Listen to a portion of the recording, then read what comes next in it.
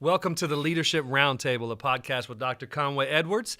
My name is Matt Anderson. I'm going to be your host today, and we are so grateful that you're here today to talk about this topic with us. It's called Your Post-COVID Digital Strategy. Come on.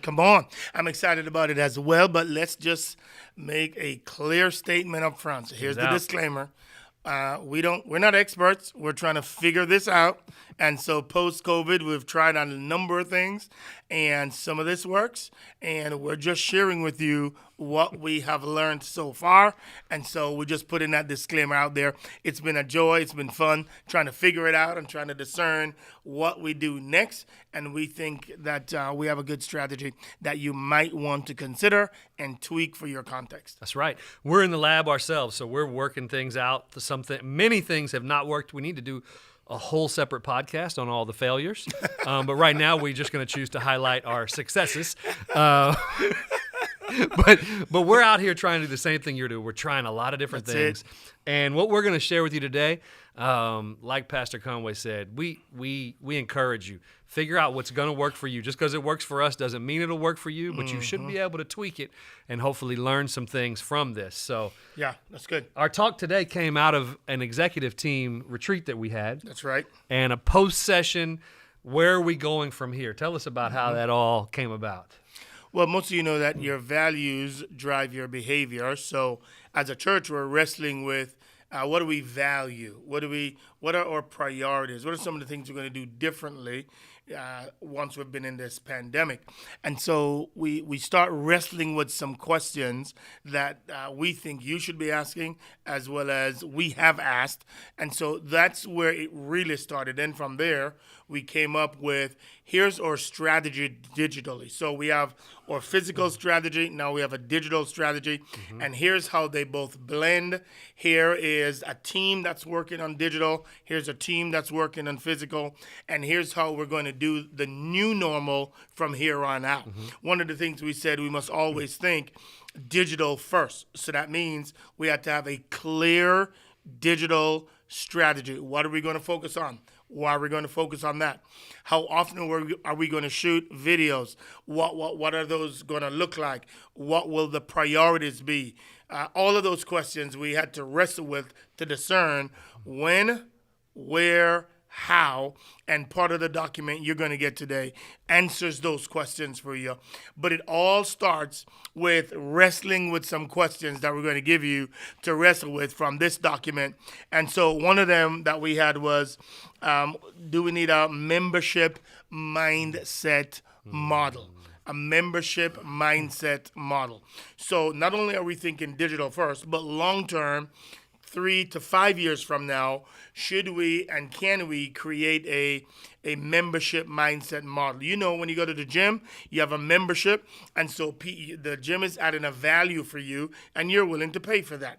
Well, we don't know what the future holds in terms of government regulations on the church, and so we're just trying to process what would a digital mindset look like, and what would a membership mindset look like? And so we're asking the question, what can we create a value that people would be willing to pay a monthly fee for? Should we be doing that? Should we not be doing that? Those are the questions we're wrestling with, and we think are vitally important for the health of the church moving forward, so that no matter if the government says we're going to remove some privileges that you have, we should still have a strategy for that. No matter if people, because they don't have that privilege, stop giving, you should have a strategy for that. How are you going to use your buildings? How are you going to use your facilities? What should we do moving forward? Those are just some of the questions we've had to wrestle with.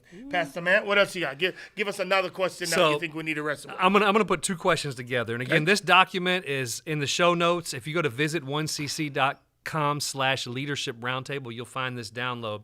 But one of the questions is, how do we make church more exciting? And the follow-up question is earning the right for them to come back? Yeah, that's good.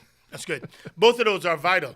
Now, earning the right. Every time you hold an experience on Sunday you are creating an environment where the people are going to choose, should I come back the following week or not? So they do that in the physical realm, and they're doing it in the digital realm as well.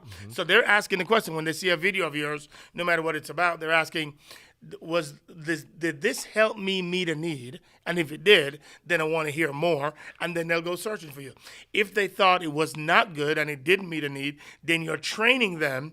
Whenever you see this person, you don't need to come back because the quality and the value is not there. So you need to be wrestling with those and making sure that there's quality and substance around what you're saying. Because digital viewership doesn't lie.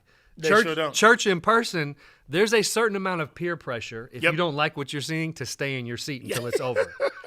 At home, there's no pressure. None at all. If they don't like what we're doing at home, Gone. click, gone.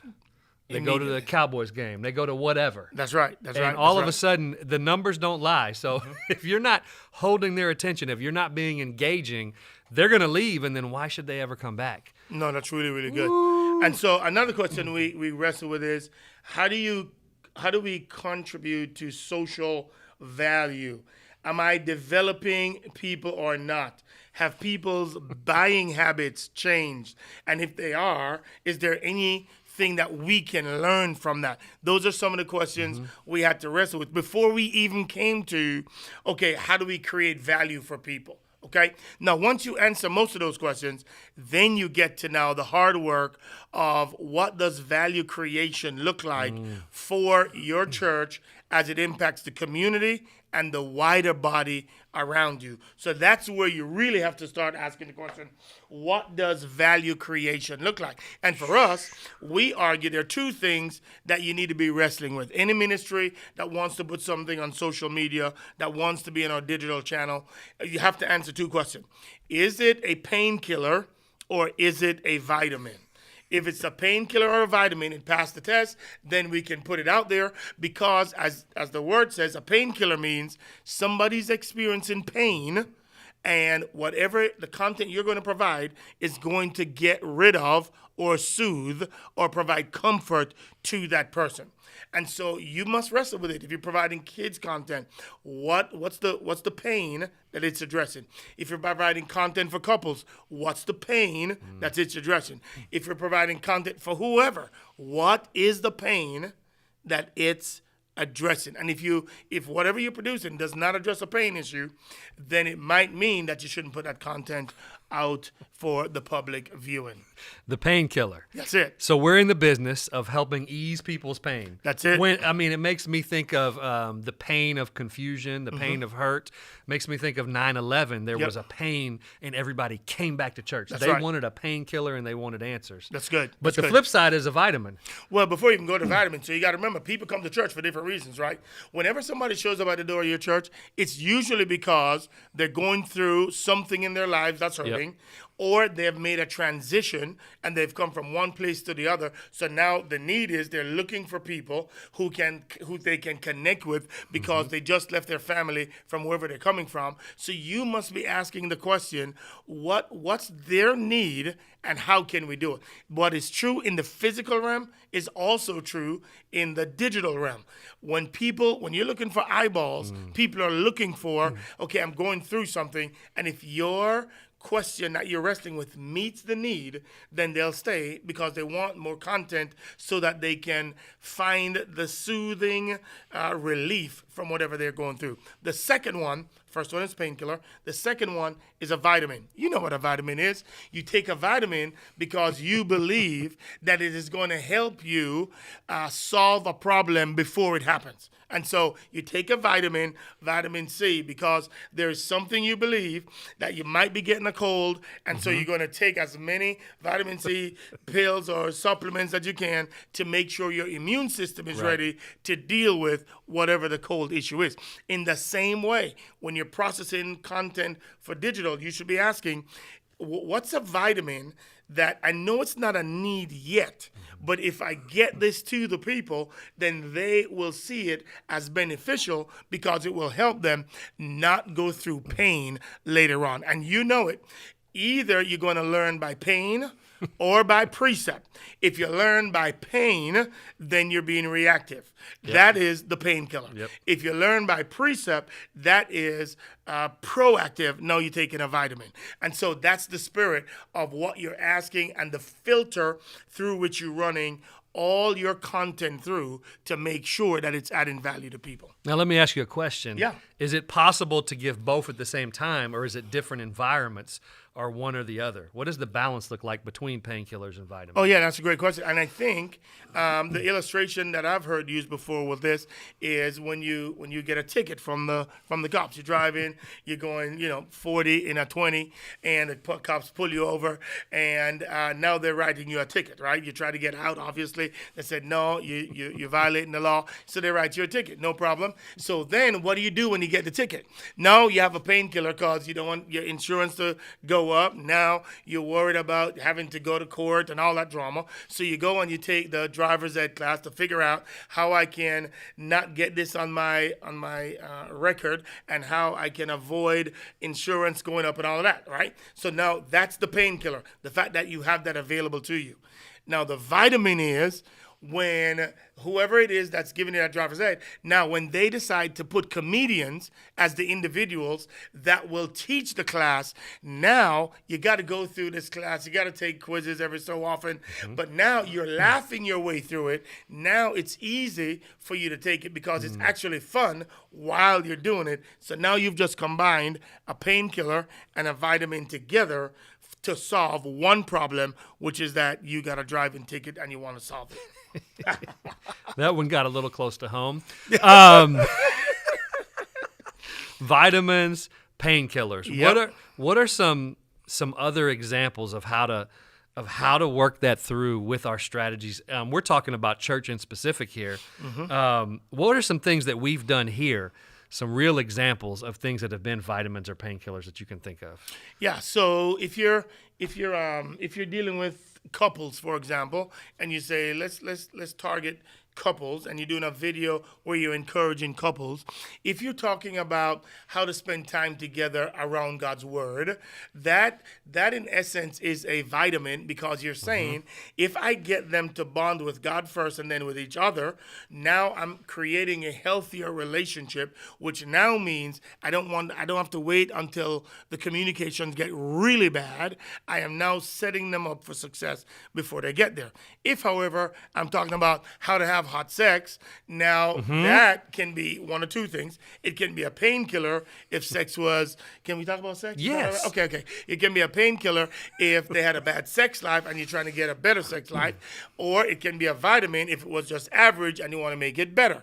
And so depending on the concept or the topic, you can drive it in either direction, either something that's proactive or something that's reactive based on the pain that's going on. And then you can go down that avenue in any different category of church ministry. You can do it for kids, you can do it for students, you can do it for a whole lot of different areas as you go down that path. That make sense? So you just got me thinking of another question. Okay. I'm going to ask one more on this. Vitamins, painkillers. How do you know, or where do you go to research what the pains are in the culture today? Because the pains have shifted during this COVID pandemic. Absolutely. So where are you going? Because it'd be a tragedy to offer painkillers, but nobody has that pain. And you think, I've got the right thing, but nobody wants that. You've added zero value. No, that's really good. I think you can go to multiple areas. I think you should be reading a lot of books referring to this whole issue of where are the needs of people. You can go to a bookstore and look up what people are and look up what the top bestsellers are. You can go to Amazon. You can go to any of these online stores and you can look up and see what are people reading. What are the self-help books about today?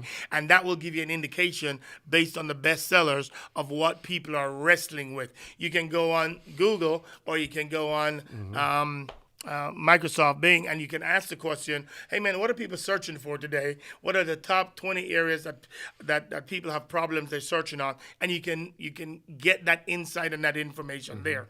In addition to that, you can just, if you're a pastor, just counsel people, man. And the more you counsel people, the more they'll tell you what the big issues are and what they're struggling with.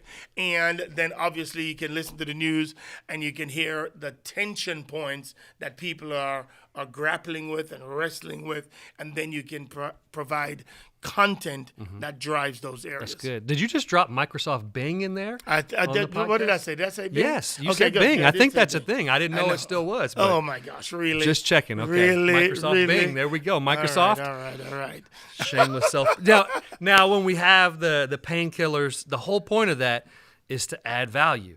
It's value creation. We want to add value in every situation, and adding value has changed during this pandemic. And when we talk about your digital strategy right now, it's all changed. Yeah. And one of the concepts we've talked about before we go, I want to ask you about this idea of digital first. Why still thinking digital first and in the value creation, everything we do is so important? Yeah, so digital first is important because you're always going to be ministering to more people outside the walls of your church than are inside of the wall. You have the opportunity to. And so what we don't want to get in the rut of is just trying to get back to church quickly and then getting back to what we used to have, because the church and the culture has changed so rapidly.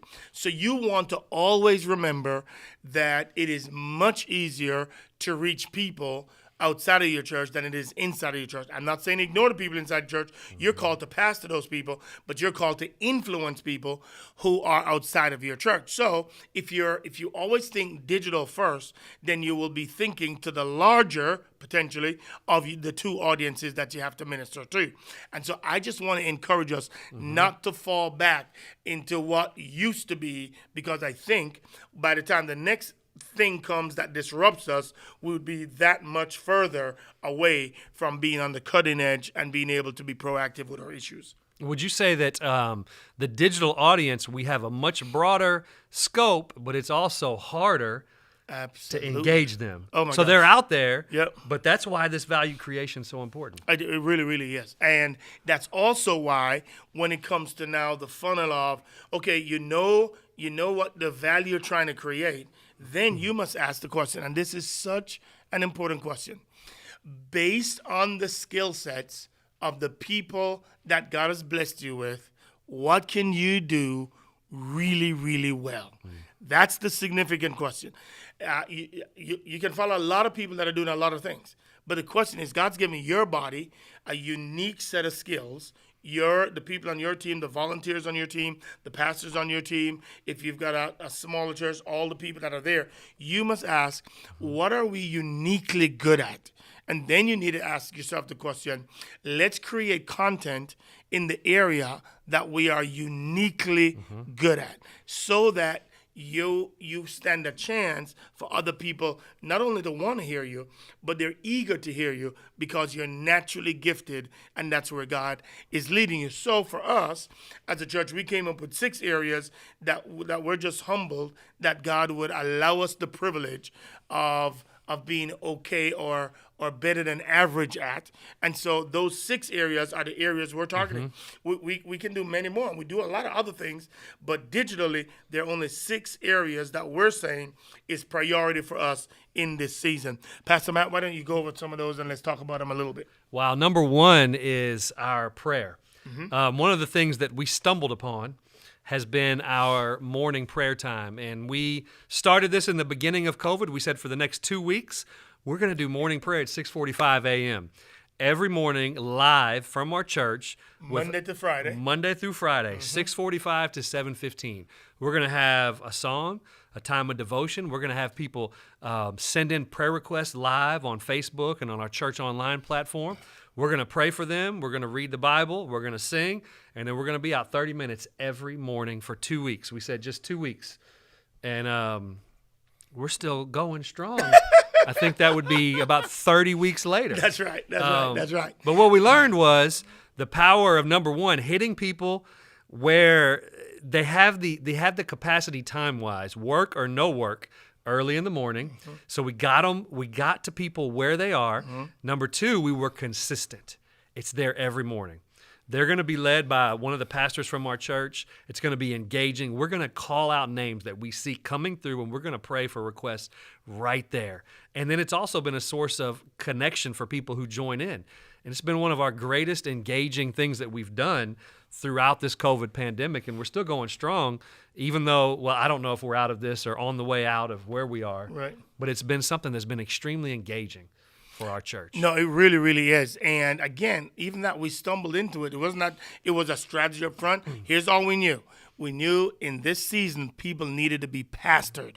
People needed to be cared for. People needed to be shepherded. They needed to be loved. And so we wanted a presence in their homes every morning so that they know we're here with you. We know this is a difficult time, and we just want to be with you. So what was that? It was what we considered to be a painkiller, where we thought people were hurting at home, whether it's they're just stuck at home and didn't like it and didn't know what to do, whether it was people were frustrated at home because they were with their family 24/7. We just wanted to begin the process of pastoring, loving, and supporting these people. Then it became, listen here, a vitamin, because now we're trying to get them to be self-feeders around the Word of God, and we're trying to get them to have a regular habit of spending intentional time with God. And if we're trying to make disciple makers, it means now we're training them that on a daily basis, this is normal, that you get up, you sing a praise song,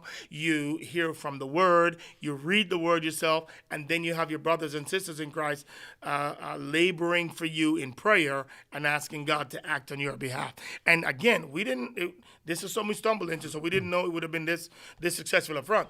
But people have responded mightily, and we have more engagement in prayer than in anything else that we do. And one of the cool things that I love seeing is when we're in the chat and we're calling out prayer requests and we're watching it go down live, one of the cool things is over time, as people drop prayer requests in the different chats that we're on, the coolest thing about it is to see other people watching, going in, chatting and praying and calling out scriptures and promises of God, and everybody praying for each other. It's transformed from just the platform doing it to now everybody's praying for each other on there, and that's really cool to see. It really, really is. So it's a unique opportunity that we have. Now, another thing we did was, remember I told you there's 6 areas of focus that we're honing in on. That's number 1. Number 2 is leadership. We believe God's called us to be a front runner for churches and to go before and set the tone and the pace. And so we've done a number of different things leadership-wise. We have this podcast that we've started. We have training for CEOs and entrepreneurs that we've started. And all we're trying to do is to help pastors, business leaders, and entrepreneurs begin the process of sharpening them spiritually and then in the area of their own expertise. And that became important to us because we've got a lot of people in our church with leadership skills, and we believe that we ought to share with them the learnings that we have learned so that they can get better. Other people have done it for me in the past and still do it today, and we wanted to give back and allow other people resources, all the resources for free that can be a blessing to them as well. One of the great things about that, too, has been we do something called a monthly digital Dream Team meeting. And that's a monthly event, live event online, where we call all the volunteers of our church together. And a lot of people come to it. And all the resources that we create, we're able to just give them where they can download. We're able to pour in, invest, and develop leaders online. And we have something called a leadership college we've even been able to pull off on Zoom as well. So just great opportunities leadership-wise to continue that digitally. So you've got to have a strategy for that. Well, in addition to that, now we're encouraging all our ministries to do everything on digital. So all the training, we're trying to make sure they're recorded so that no longer do people have to come to church to get trained. Now they can go online and get all their leadership training before they even step foot into the church, and that's been a blessing as well. What's number 3? Number 3 is women's ministry. Yep. Women's ministry online. Absolutely. That's been a massive one for us. It was massive for us physically. On a Wednesday night, you'd have 1,500 women showing up for women's Bible study. And so now it's online. And so every other week, we have a women's Bible study where Jada teaches, and she teaches for about 45 minutes or so. We have praise and worship, and then they go into groups to break it up and talk about it. And then in the off weeks, and we just started, we've got an experience called Sidebar, where they take up some of the topics they learn or different topics, and they just have a conversation around it, so that the ladies are engaged on first and third with Bible study, and then second and fourth with Sidebar. And it's been an extraordinarily successful experience, where people, and ladies in particular, just love that kind of an engagement that they have on a regular midweek basis, so that they can get recharged to make it through the end of the week. You just made me think about, too, how digital lifts lids. One of the lids of our women's ministry was it filled up our whole building. Sure did. And we did not have a great opportunity for women's groups. And now that we've gone online, one of the things that used to be kind of a limit for us, or a lid, was we don't have a space where women can connect afterwards. And now all of a sudden, because of online, because of Zoom groups, we have a whole host of women's groups that meet after women's Bible study, where they can connect from our different campuses for different age groups, different affinity groups. And it gives us a way to expand what we thought was at a limit before. Yeah, no, that's great. The next one is we do couples, and we talked about it already. Every 2 weeks, we produce a new couples video designed to support, to inspire couples to go to the next level. And it's been an incredible experience. And by the way, from this too, we also started the OCC.TV, which is an experience where all of these shows we now create and we put on that OCC TV, so that people can simply go to the website, the OCC.TV, and can experience any of these shows that we're talking about. Because, again, digital first. So while you have the physical experience, we want to make sure there's some for kids, there's some for adults, there's some for women, there's some for business leaders, entrepreneurs, all of that when you go to the OCC TV. That's, again, designed to make sure that when you go to there, you get every single experience that we've ever done. And all we're doing, just like the networks do, we're producing about 10 shows in each of these categories every semester, and then we'll release them every other week. Every other week, one gets dropped, and then they can see it. And if they want to just binge watch them all, they get to do it as well. So in essence, we're setting up the OCC network, but that's not what it's called. It's called the OCC.TV. And after you get so much content going, then people can just know, here is your one-stop shop for everything related to digital that one community church does. I see what you did right there. The OCC.TV. These are the 6 kind of programs we have on there. That's exactly right. I see what you did there. Everything's intentional. Everything is intentional. Don't forget it. And by the way, just so you know, that's idea of the OCC TV. That is the foundation of what potentially could be a membership model, where it's all free right now, but after you get so much content, potentially, if we ever wanted to go that way, you can say, if you want to be blessed by all this content, you can get it for an easy subscription of $5 a month. I don't care what it is, but again, you're just building the foundation now to have something available for people later on. It's called original content that you're building. Okay. Right. What's the next one, Matt? We've got worship and kids. Those are the last 2. Yep. So let's talk about kids. We want to produce original kid songs that the kids can enjoy. So whether it's Father Abraham remixed, whatever it is, we want to get all these kid songs that kids love to sing, and we want to put them on our channel so that they can all go. We're not doing it to make money, to sell it worldwide. We're only doing it for the kids that want to be exposed to worship songs they can dance to, they can have actions with, and they can be fully engaged with. And so that's what we're doing again. We're trying to pull it off over a semester. Every semester we do a different one, and we do about 4 or 5 songs that our kids get to know with the dance moves and everything, and create them on a monthly basis for that one. So good. And our kids team as well is just throwing out content every single week. Every single week. Things they used to do just on the weekend, now it's available all week.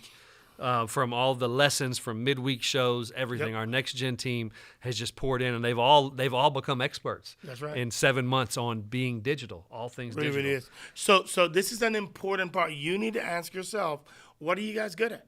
What do you really, what are you uniquely good at? Yeah. And then how do we provide content on a weekly basis?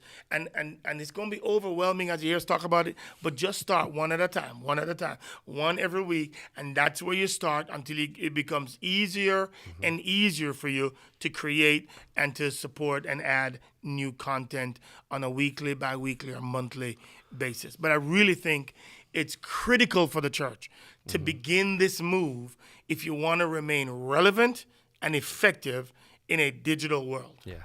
And if you're wondering, if you're thinking this is overwhelming, you just need to know for us it's overwhelming too. Oh, 100%. Nothing we're telling you is something that we've 100%. just said, Yep. oh, this is easy. Yep. Let's throw this together. Everything is creating a new rhythm. I wanted to ask you a question. This is nowhere in the notes. But the whole idea of to experience all of these things in the past, it used to have to happen on Sunday. Yep. And this whole idea of value being added at any time. Yep. Now viewing church not just as a Sunday experience, but a part of the other 167. You know, that's ooh, I'm so glad you said that. I would have been hurting if we had missed this part. So what's critical to this is that Sunday is the day when everybody's online. They're watching 100 different sermons all along. What's open is Monday through Friday. So you want to use this kind of social media content as sidebars to enter into your church, side doors to enter into your church on Monday, Tuesday, Wednesday, Thursday, and Friday, so that by the time they come to Sunday, they should have seen and been touched by you a couple of times and have piqued some interest to want to watch you on Sunday morning. So what it becomes is a side door so people can hear your church experience, or people are not only hurting on Sunday. Some of them are hurting on Monday, Tuesday, Wednesday, Thursday, Friday. So your job it is to discern what might people be wrestling with and then provide that content during the week when everybody else is preparing for the next Sunday. You can be adding content on a daily basis to help people get there. Wow. Last closing thoughts. We've talked about adding value, focusing on questions, finding out what we're good at. What challenge would you like to give the listener to? Well. Now the big question is, you don't have. Some people don't have money to do this, to add and to get into markets that you're not, that's not in your particular area. But one of the things you have to ask and answer is God calling you to be a neighborhood church? Is God calling you to be a regional church? Is God calling you to be a national church? And depending on which ones you're convinced he is, then your digital strategy should reflect that. But even if, let's say you want to be a national church, you still don't have all the money in the world to reach people that are far away from where you are. So then you must get real strategic with where are you going to target and why. So for us, we decided, and you can see it in the show notes, we decided that we would target areas that in the United States, because we always felt that we needed to be a regional church for this area only until COVID hit, and we found out that a lot of our church members were inviting their parents, their siblings, their brothers, their friends, their sorority sisters, frat brothers from all over the country. So then we had to now ask, who is it that we're reaching as a church? And then are there other communities like the one we find ourselves in that we can reach that are far away from us, but that look like, and by look I don't mean black or white, that has the same demographic feel of it.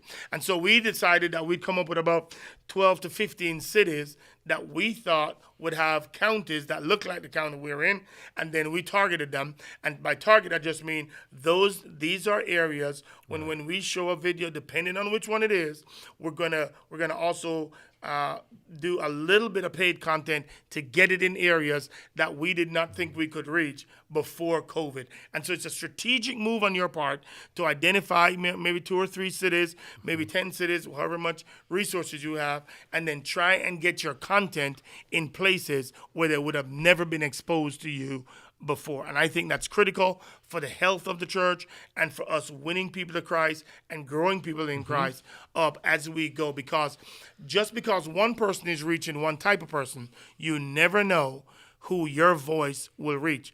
And a part of this is that God wants to expand your reach, expand your influence, and it's your assignment to make sure your voice is heard with the people that like you all across this country or even all across the world, because we have selected 5 countries or regions that we're going to reach out to. We've selected the Caribbean, because I'm from the Caribbean. We've selected Canada, United Kingdom, Nigeria, and India. It's all in here, and you can check it out, right? But the reason we're doing that is because there's a strategic reason behind each one of these that we think we have a unique message that we can communicate to that group.